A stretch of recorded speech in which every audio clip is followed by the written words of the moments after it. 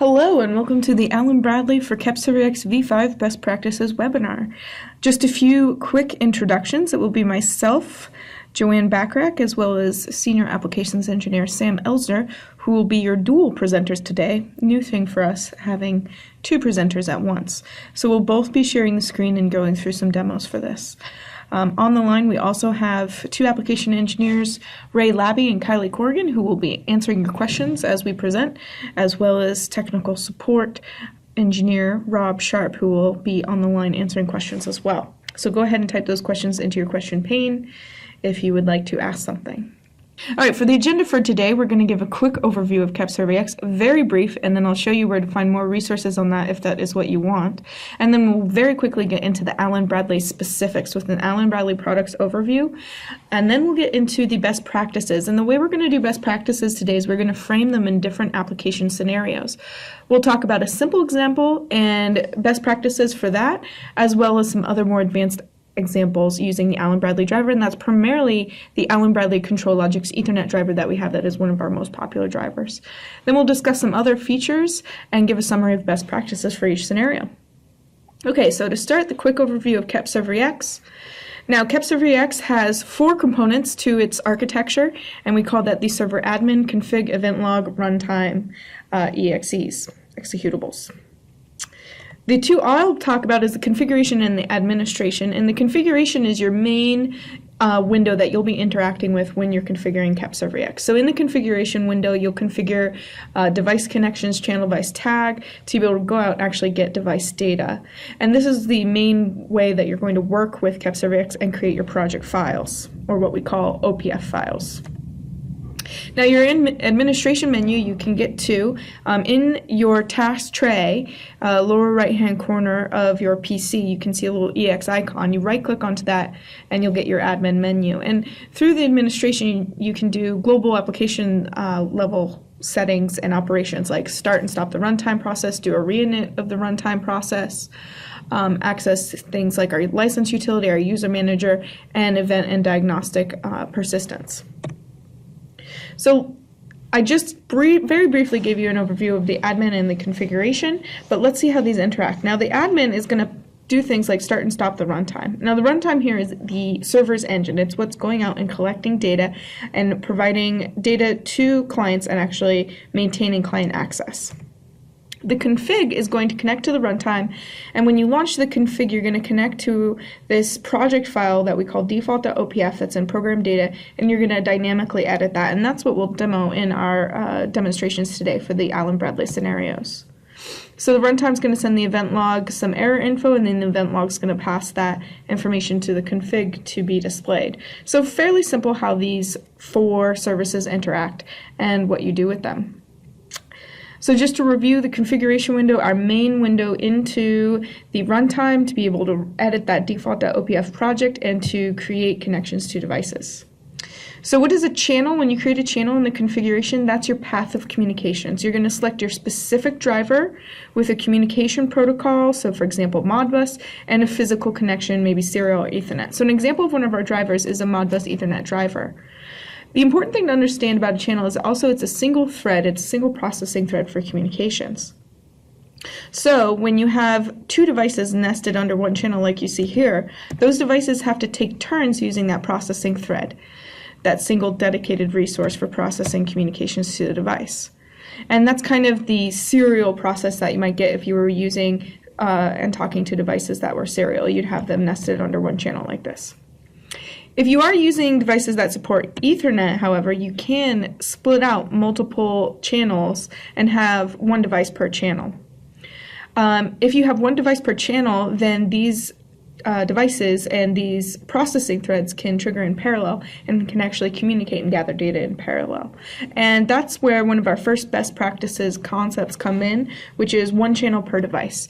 If you have one channel per device and those devices support Ethernet communications, you can communicate with them in parallel and bump up your throughput of data.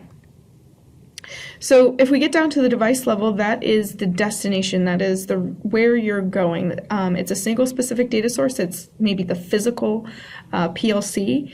And oftentimes in device properties in KEPServerEX, you're entering things like device ID, which includes maybe an IP address, model, and then tweaking some custom options that you may have available to you, like protocol options, register blocking, and other things. And we'll show you specifically for Allen Bradley ControlLogix what those options are and what the best practices are for different scenarios.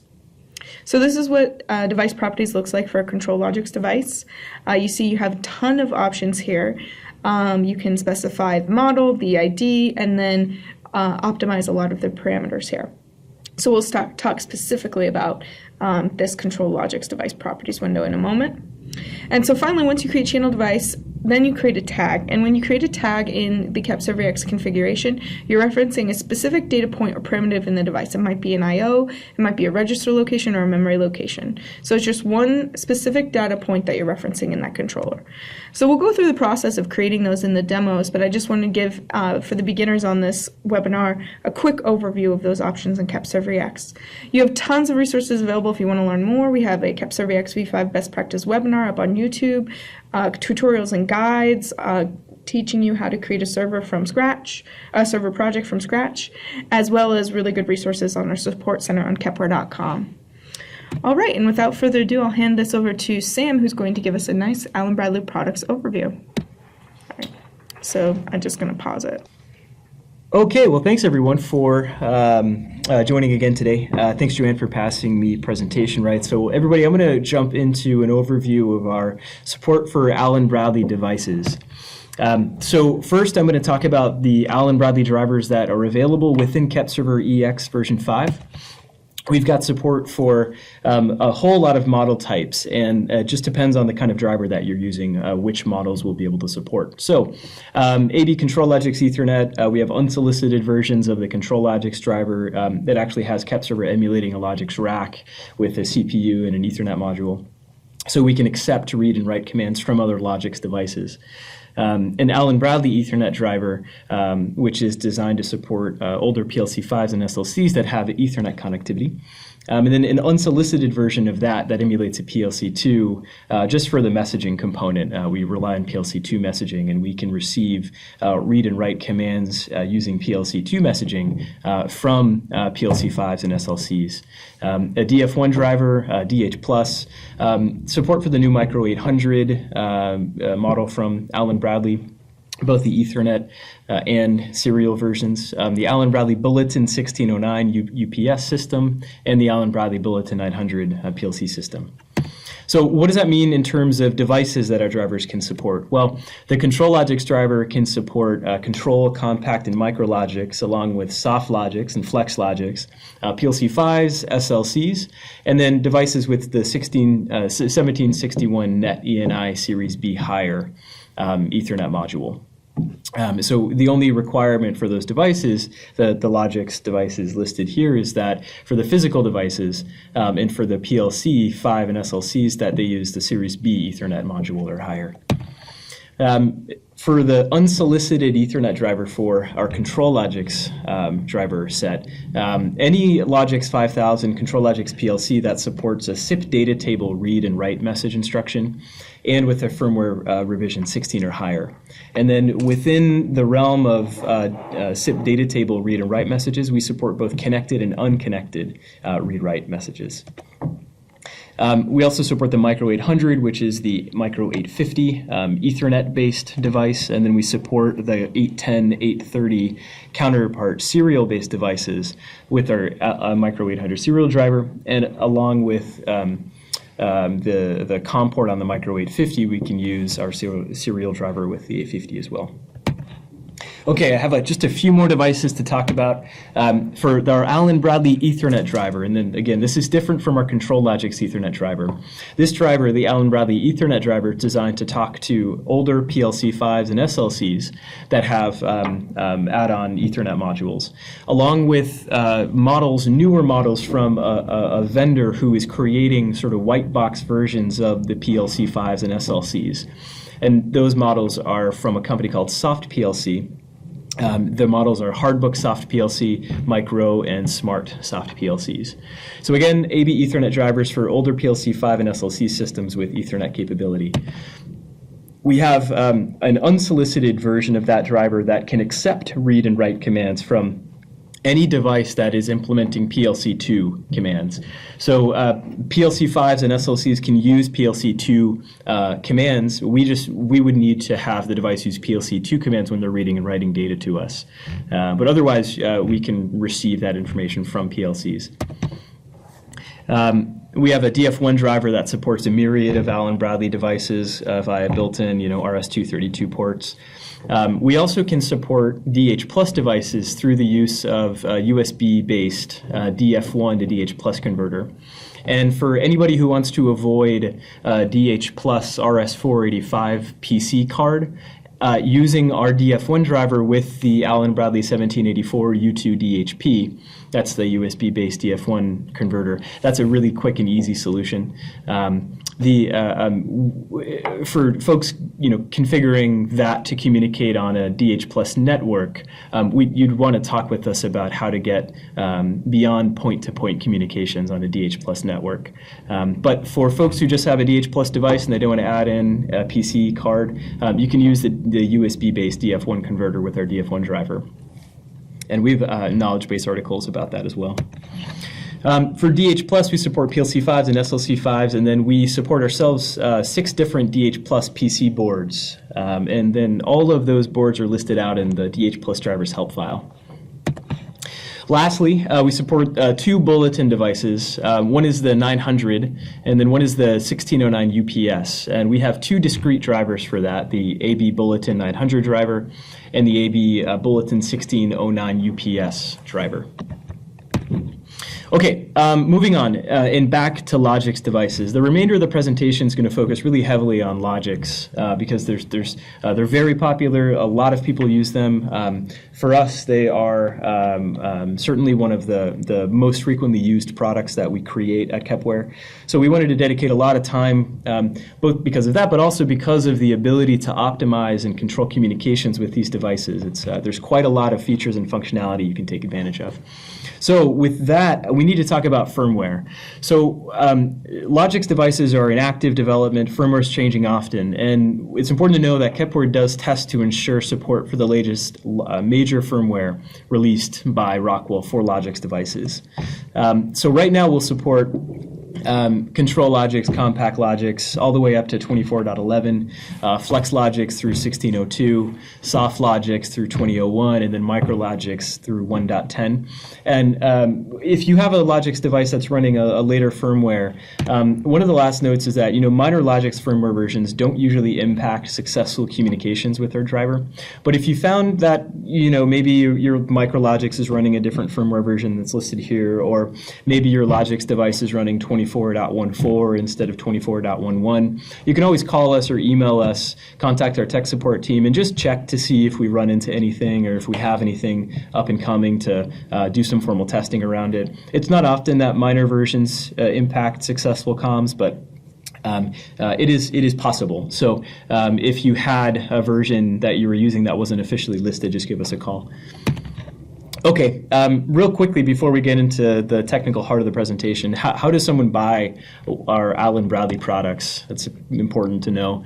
So most of the Allen Bradley drivers come in our Allen Bradley driver suite. So that suite includes the ControlLogix driver, the unsolicited ControlLogix driver, both the serial and Ethernet versions of the Micro 800 driver, the Allen Bradley Ethernet driver for older SLCs and PLC5s, and the newer PLCs from Soft PLC. And then the Allen Bradley unsolicited driver, which can receive PLC2 commands from any different Allen Bradley device that's capable of issuing those commands.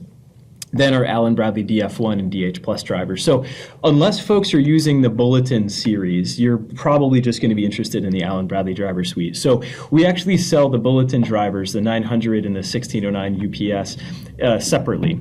So if you wanted to have support for both a Bulletin 900 and a Bulletin 1609 UPS, you'd have to buy 2 additional drivers. Just a note there.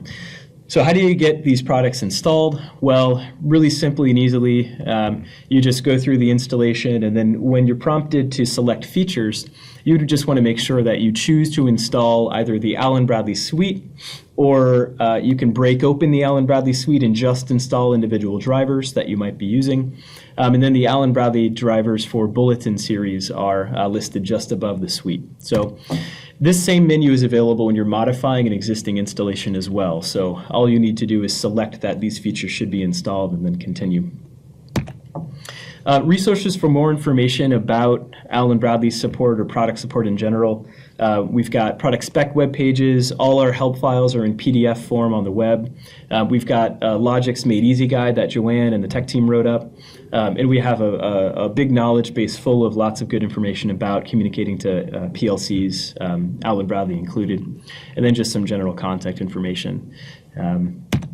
Okay, so at this point, I'm going to hand the presentation back over to Joanne, and she is going to continue with a few different scenarios of that will help illustrate how best to use the features and functionality in KEPServer to optimize communications with Allen Bradley devices.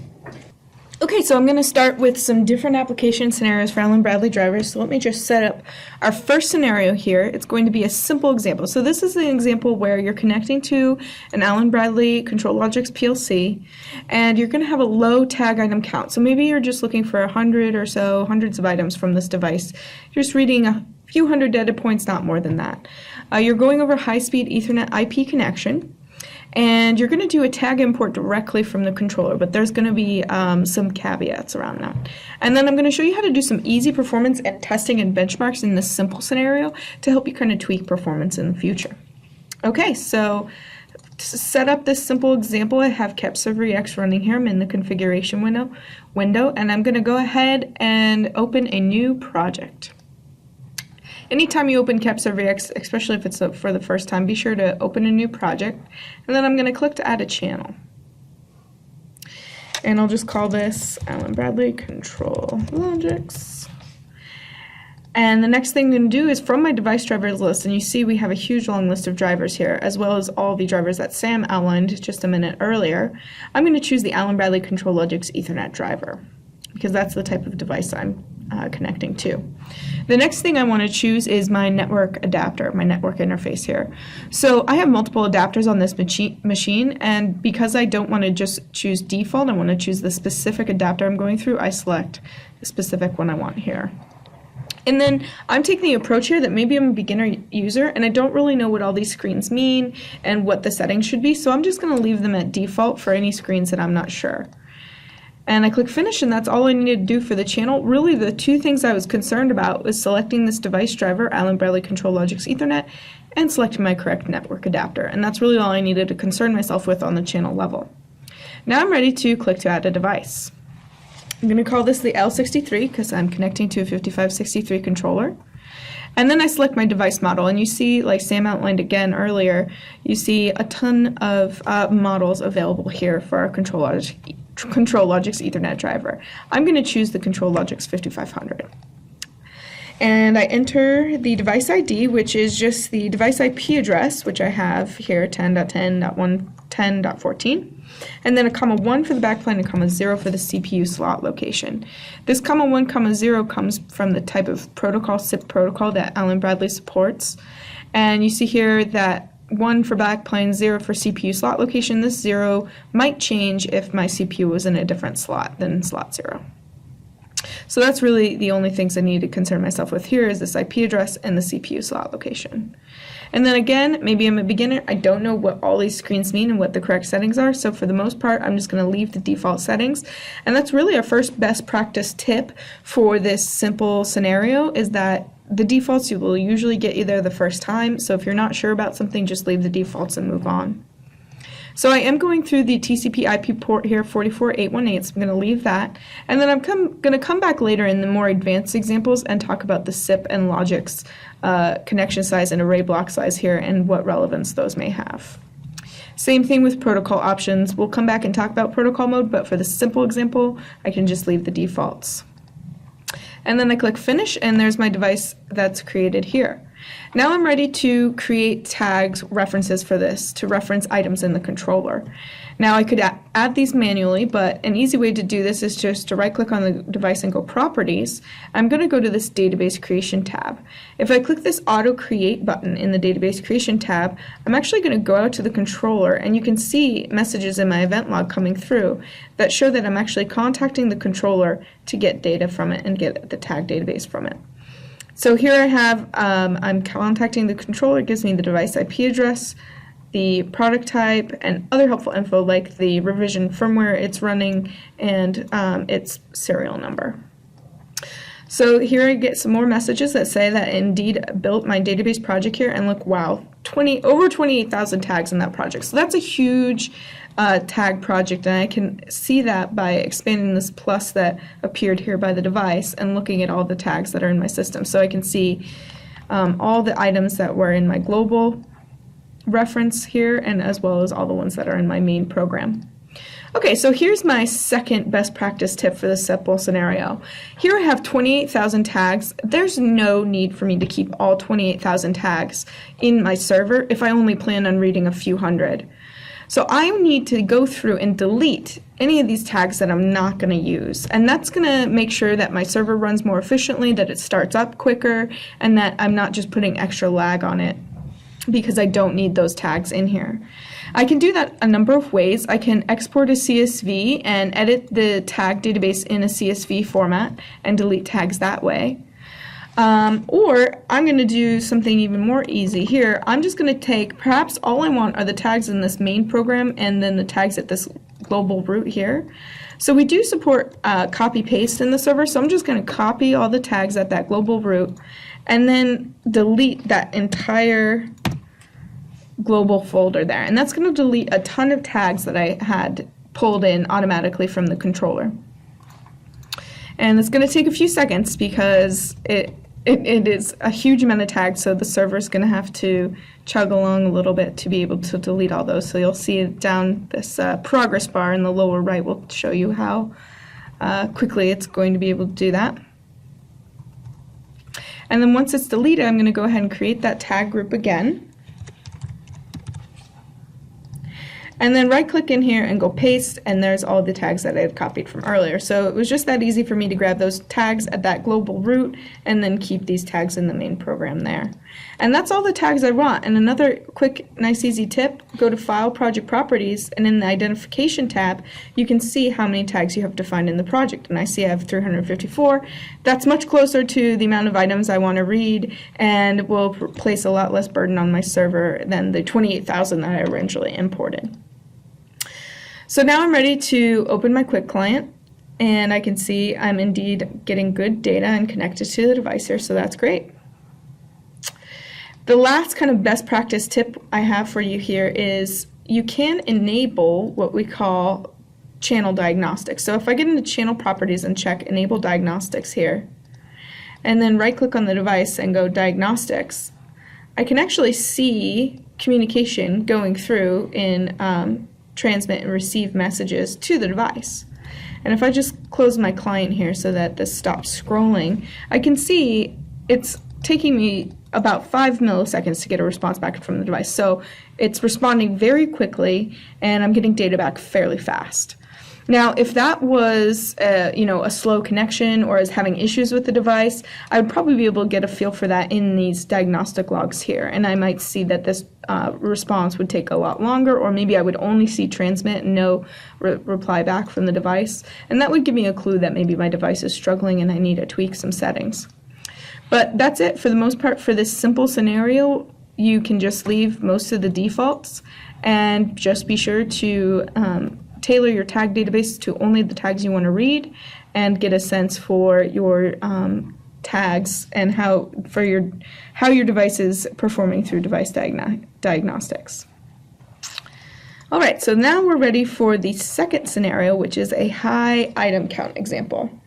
So in this example, we have tens of thousands of items, so tons and tons of things that we're going to want to read. So much more complicated scenario, like maybe we're in this control room here as opposed to the last scenario we just had one HMI with KEPServerEX connected to the device.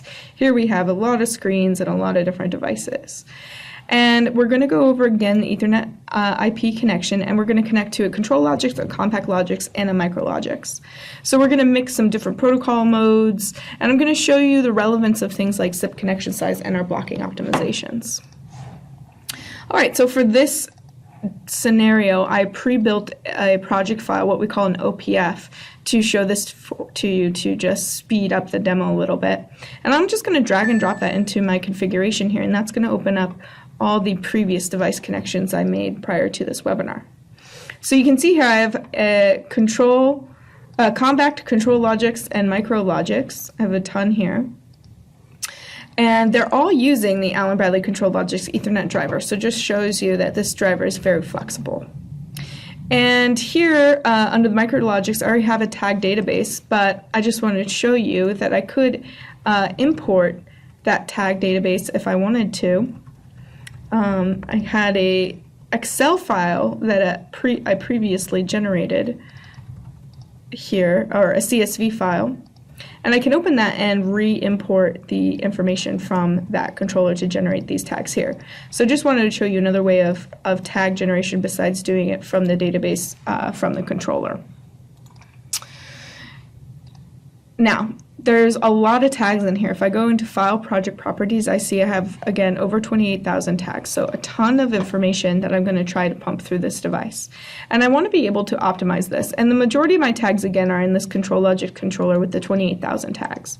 So if I get back into Properties here and go to Logix COM Parameters, the first thing I'm going to want to tweak is this connection size in bytes.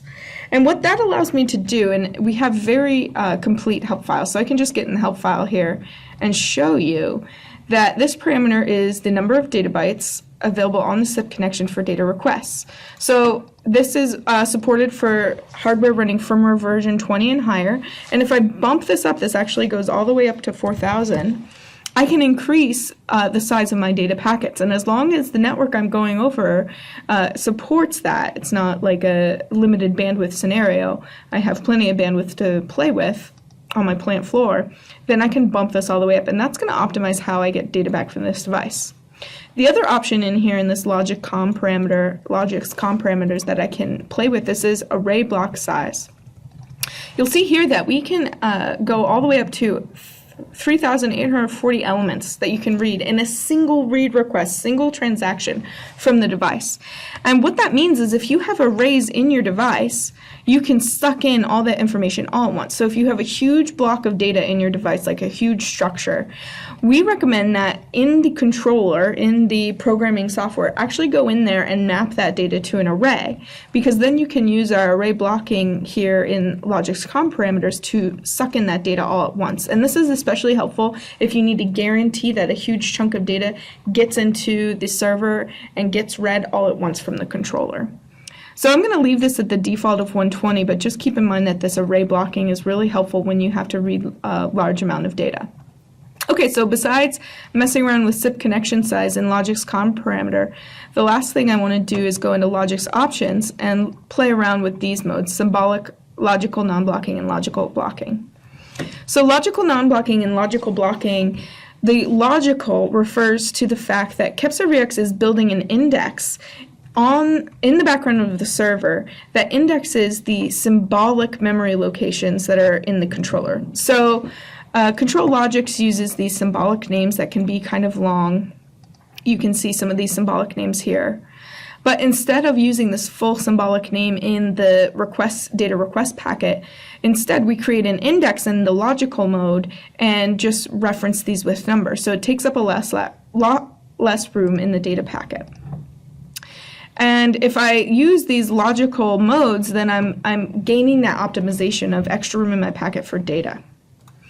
And the thing with logical blocking is this helps me if I have a large structure that I want to read all at once. So I want to choose logical blocking if I'm reading a large structure and it's contiguous memory and I want to suck in all that data at once. If I choose non-blocking, it's going to read individual memory locations. So that's the last thing, is you do want to be using either of these logical modes in a high data throughput scenario, not the symbolic mode. So use a logical mode and mess around with the SIP connection size and array block size to tune performance for your high data throughput. So I'll just show you in the quick client what this looks like. And again, Notice that it takes much longer this time to load up the quick client and get an initial update from the device. That's because we're building that index in the background for that logical protocol mode, and also because we have so many tags that we're going to be trying to read. Okay, so that's it for the complex scenario of high data throughput, and now Sam's going to get into the third scenario, which is going to be a telemetry example, and he'll explain that for you. Okay, well, thanks a lot, Joanne. So I'm going to talk about a third scenario that allows us to discuss some different kinds of techniques we might use to optimize communications. So I'm going to go ahead and start the presentation. So in telemetry, we have oftentimes devices that are at very great physical distances away from the systems that actually need to make use of the data. So it's always a problem of, okay, how am I going to get that data? So usually, and unfortunately, how we acquire this data is through high latency and low bandwidth telecommunications mediums, and oftentimes those devices will be energy conserving, so they'll be shutting off at different times during the day to save power, or at least maybe shutting off the communications feature of the products to save power. Or those the telemetry mediums that are connecting us from our HQ or where we're going to be using this data to those devices are shared, and we have to incur financial cost that causes us to read this data more slowly with more complex sampling schedules than we otherwise would. It's not as simple as just, okay, what's the fastest change rate for any one piece of my data? Let me just make sure I'm always reading twice as fast as that rate and I'll never miss any data updates. Well, you can't really apply that in a telecommunications scenario without incurring additional cost that is usually not possible to incur. So just some obvious stuff here.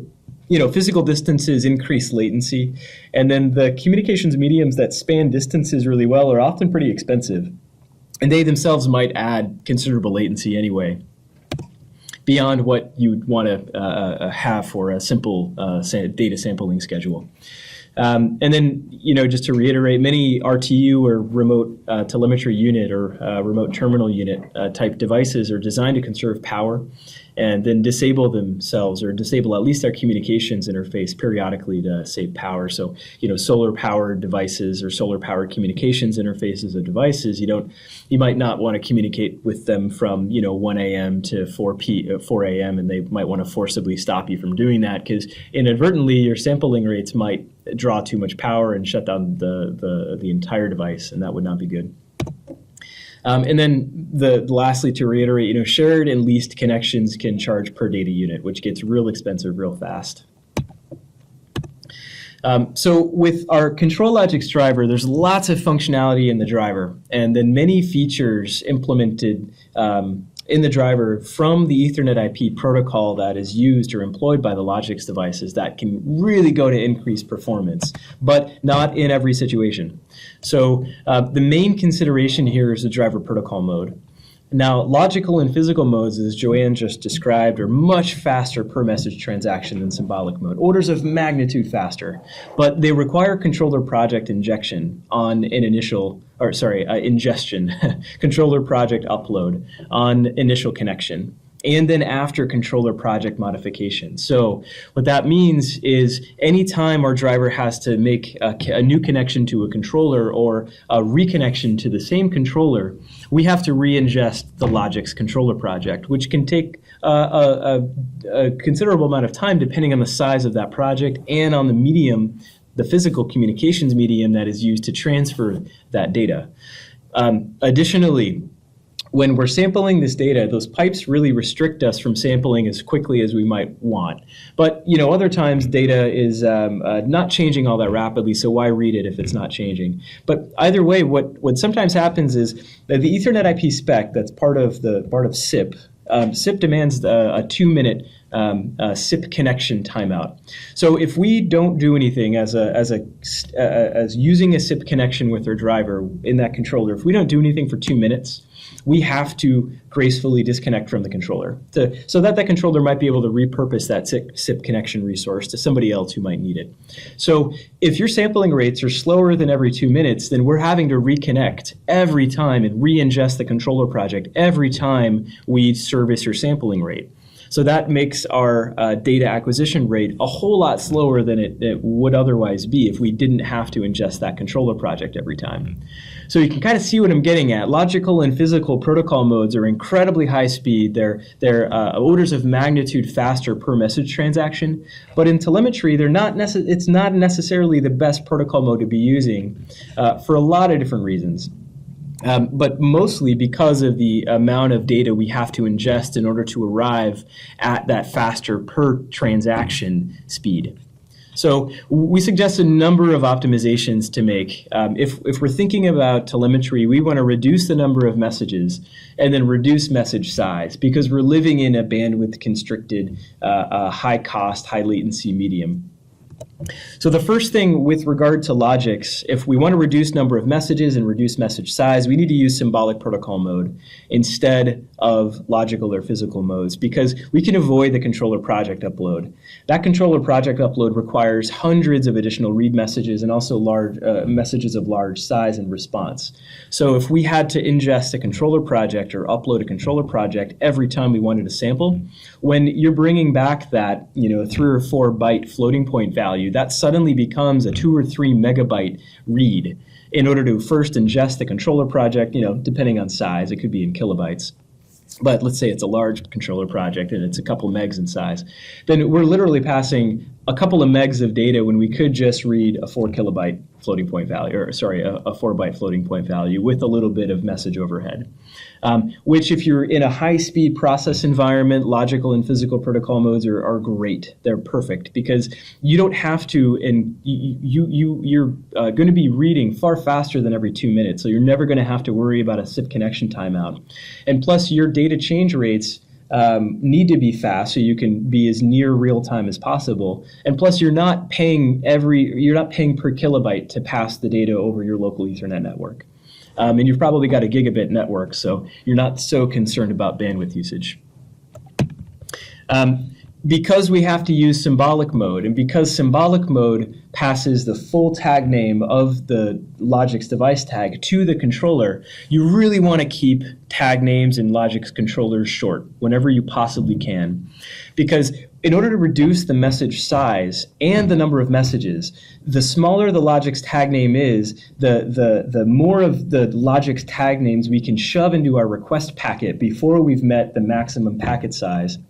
And then the more requests that we shove into that request packet, the fewer number of discrete messages we have to use. So similarly, you want to use arrays as much as you can, and then adjust our array element block size for each device object in your KEPServer project so that we grab the maximum size of the array or the maximum possible size of the array every time. And again, this is just about grabbing more data with fewer requests so that we can achieve better performance than we otherwise could. You might also want to consider using the ControlLogix unsolicited Ethernet driver to facilitate what I'll call device data callouts instead of traditional polling. And this is where the ControlLogix at your site would be added, it would be programmed with some additional ladder, some message instructions that on different exceptions during its normal process, it might decide that it wants to share data with us proactively. So it makes a SIP connection to us and then writes a bunch of data to us and then disconnects from us. Well, that's great. That means that we don't have to be constantly polling. You don't have to worry about data schedules for some of this data and data sampling and all that. You just have at different points in your process the controller with logic that it should be telling us about these value updates instead of us asking it. And this might be appropriate for both telemetry sites and for high speed. It'll get you orders of magnitude faster in high speed environments and in remote environments. So having the devices when you can and when it makes sense be in control of when they share data is always a good thing. If your control system design permits, you can disable our feature of automatically reading string length for every device object in the KEPServer project. And a string in a ControlLogix device is made up of actually 2 data points. One is the string itself, and then one is a length parameter about how many characters should be returned when reading that string. So if we're automatically reading the string length, we'll first read the len tag, it's the length tag, to understand how many characters we should return. And then we'll issue a read to the data tag. Well, in a telemetry system, that means 2 reads to acquire 1 piece of data.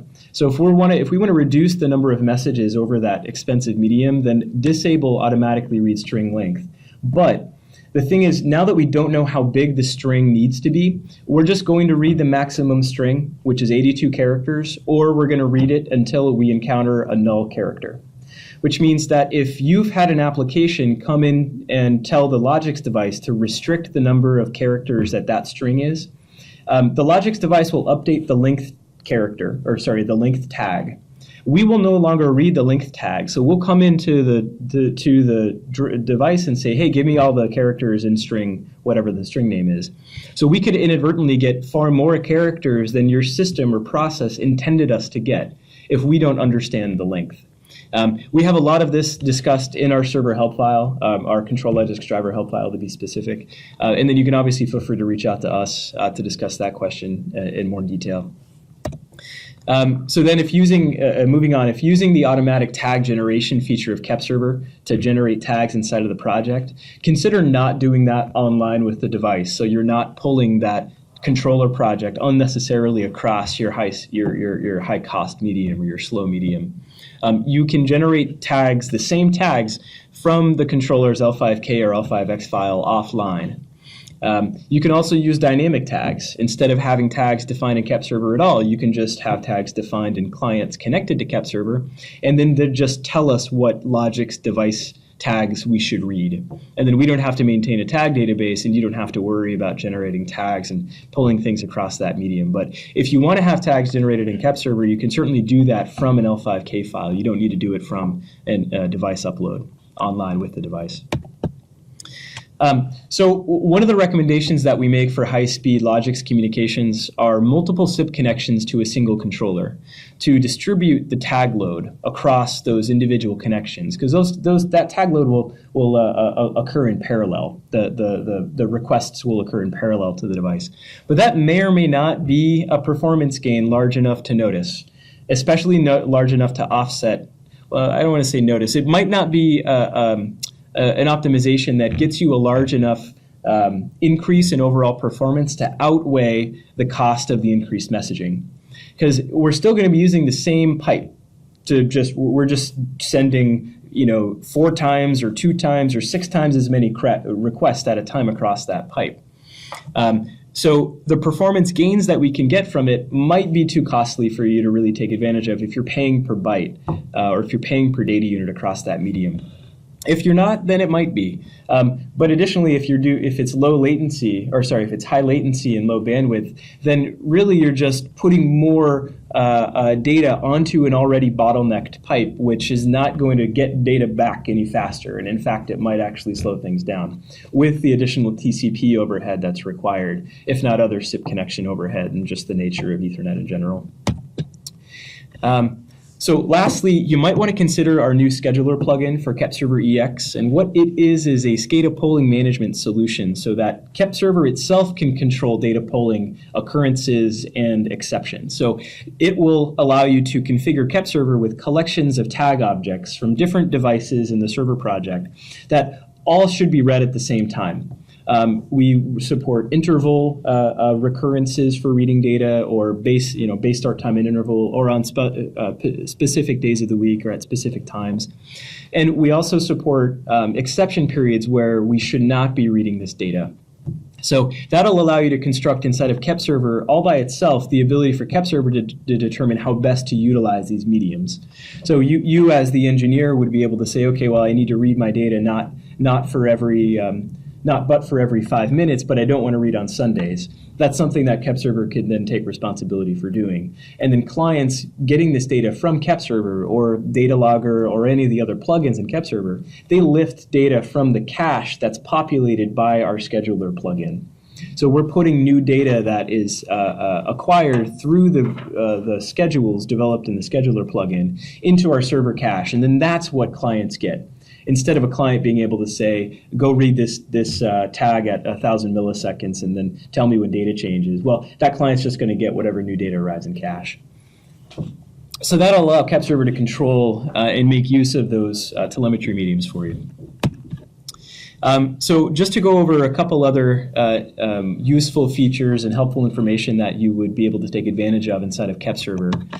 And outside of KEPServer. So with Logix devices, the Logix CPU system overhead time slice can be adjusted through RSLogix 5000 to find for you and your process the appropriate balance of CPU time that's reserved for communications and controller tasks.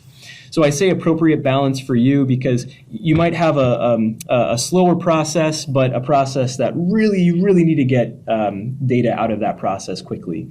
So that might be you reserving a little bit more time for communications and then maybe dialing back the amount of time reserved for CPU.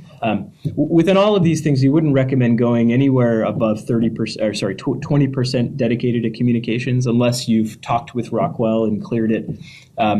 We generally see SOTs. Personally, I've seen SOTs between 5 and 15, and then when I see it above 15, I sort of wonder what's going on.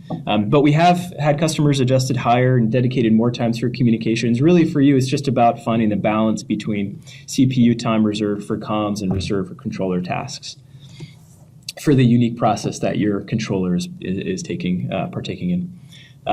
The ControlLogix driver behind the scenes is using this Ethernet IP, capital E, capital N Ethernet IP feature called multi-request packets. And what that does is allow the driver to pop a ton of single item reads into a single message so that we don't have to have one discrete packet per item that we need to read. Additionally, the SIP connection size that we try to use with different Logix CPUs for newer models and models of specific types. It's listed in the help file. You can get a SIP connection size up to 4,000 bytes, which would allow us to conceivably pack 4,000 bytes worth of read requests into a single transaction, a single read request. 4,000 bytes of individual item value requests into a single read request. So that would cut down the number of transactions significantly and then increase performance. Arrays and strings are always read with discrete requests, so we can't pack them into a multi-request packet. That's why I say non-array and non-string data. Logix routing is also very useful. So a Logix Series 5000 controller can connect to different subnetworks, ControlNet, DH+, DF1, Ethernet IP, others. Will support routing through a Logix Series controller onto ControlNet and DH+, and other Ethernet IP subnetworks. So that's a useful feature for some folks.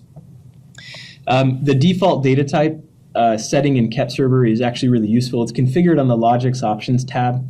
And when it is assigned, so you're basically picking a data type for us to use, and we can't figure out the data type of the Logix tag. So the cases where we don't have an opportunity to figure out where the data type or what the data type should be, like what the data type is programmed in the controller, is when you're using dynamic tags with no data type modifier, static tags with the data type of default, and then under certain conditions during offline automatic tag generation. And we'll apply this default data type. So you would want to make sure that you set the default data type to something that is generally appropriate for your data that you're reading from this controller. Setting everything to Boolean as a default data type, unless you're really working with Booleans, for obvious reasons, is not recommended. So you'd want to go in there and make sure that you have a default data type that's appropriate for you.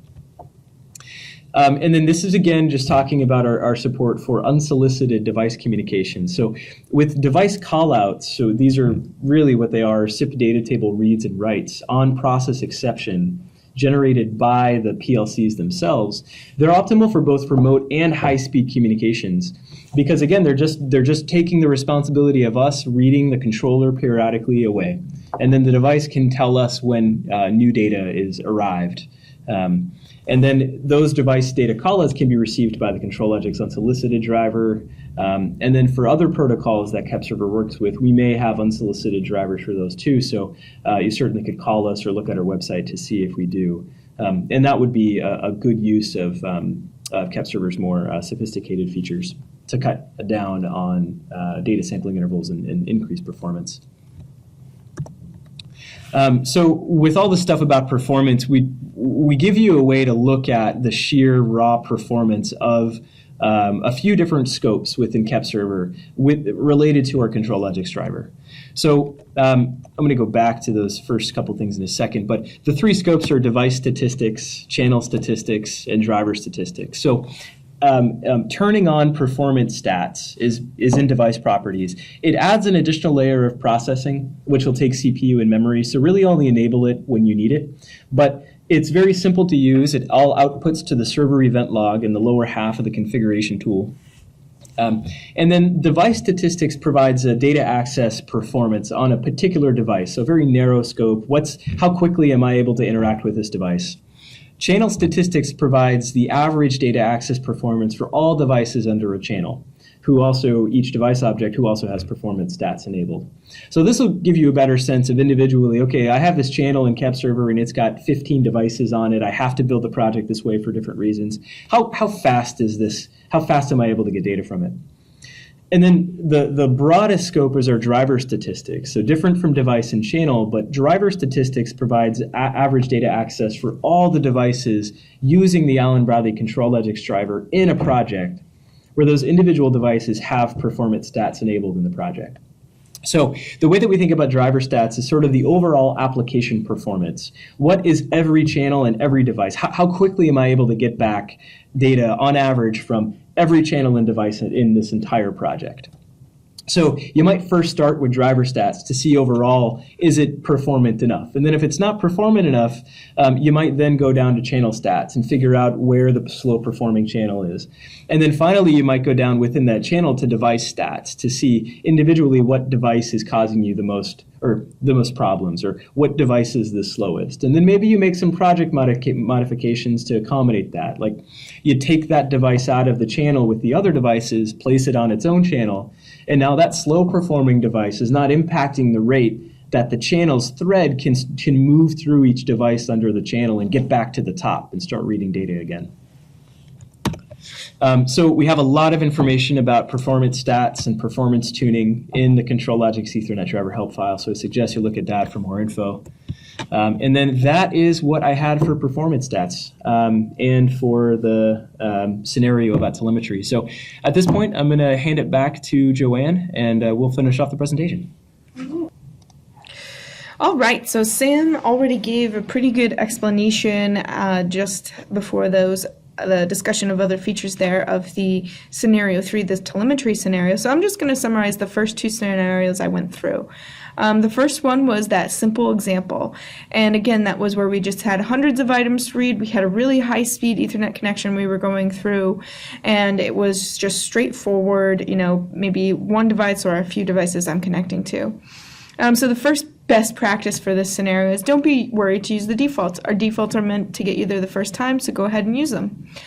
Second, consider your throughput needs. You probably don't need multiple channels to the same device, but one channel per device is still a good idea as long as you have the bandwidth to support it. You can do that, the third one, you can do that tag import from the controller if it's available because it's super easy. But remember, you need to delete the tag items you're not going to use. So don't leave 28,000 tags in your server configuration if you don't need them. And then finally, get an idea of performance using some simple diagnostics. You don't need to be kind of a power user and expert to understand a little bit of what's going on in those diagnostics and how you're communicating with the device. So you can see what's going on and see how the device is responding by just enabling those channel diagnostics that Sam spoke about a little bit earlier. Okay, so the second scenario, the wrap up for this and the best practices for this, use one device per channel when possible. Definitely in high item count examples, and when you're reading a huge amount from a controller, one device per channel is highly recommended.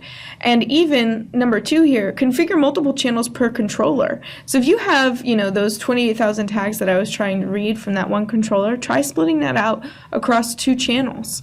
Maybe have your critical high priority tags in one channel and your lower priority tags in another, or split them up evenly. However you want to do that, as long as your device supports multiple connections, having multiple channels per controller works.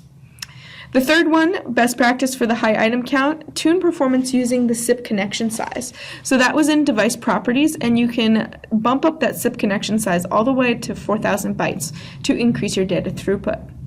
And you can also use the array element blocking, number 4 here. Configure arrays in the controller. Actually create arrays in your controller that feed from the structures or the data that you're getting. And then you can use our array blocking in the driver to block large data structures. And then again, logical, or in older versions of the software, it's called physical versus, blocking versus non-blocking versus symbolic. Different devices on different channels, they can be configured with these different protocol modes, and you can configure them to service different tags like I was talking about with the multiple channels. You can choose, most likely you want to choose those logical blocking or non-blocking. In this scenario, choosing the logical modes would be better over the symbolic mode. And that's it for our presentation today. Thank you so much for staying on the line. It was a long one, a ton of information we threw at you, but we really wanted to give you as much information as possible, simply because, like Sam said, Allen Bradley, our biggest seller around here, and that Allen Bradley ControlLogix Ethernet driver specifically has a ton of options. If you want more info, again, our YouTube channel has a ton of great info up there. You can contact sales, you can contact technical support, and as always, you can contact training@kepware.com. All right, thank you for signing on, and we'll see you sometime soon again.